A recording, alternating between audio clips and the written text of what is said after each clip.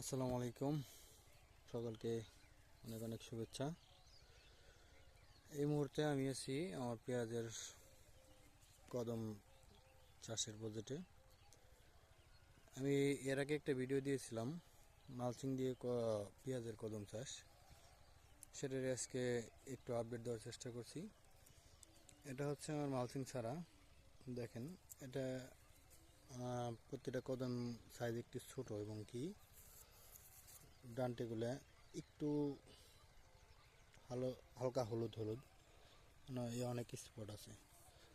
এটা হচ্ছে মালচিংয়ে, এখানে মালচিং দিয়ে করছি। এখানে 2 বেড আমি অনলি ট্রায়াল দিছি কীরকম হয় দেখার জন্য।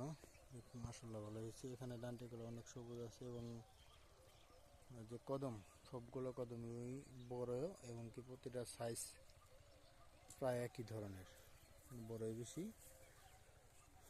কিছুদিন আগে ঝড়ের কারণে আমার কিছু কদম একটু হেলে গেছে, তো আশা করা যায় কোনো ক্ষতি হবে না ইনশাল্লাহ। আমি আশা করতেছি মালচিং দিয়ে কদম চাষে আমার এটা হয়তো ফলন অনেক বেশি হবে। ঠিক আছে, সবাইকে অনেক ধন্যবাদ, সকলে ভালো থাকবেন।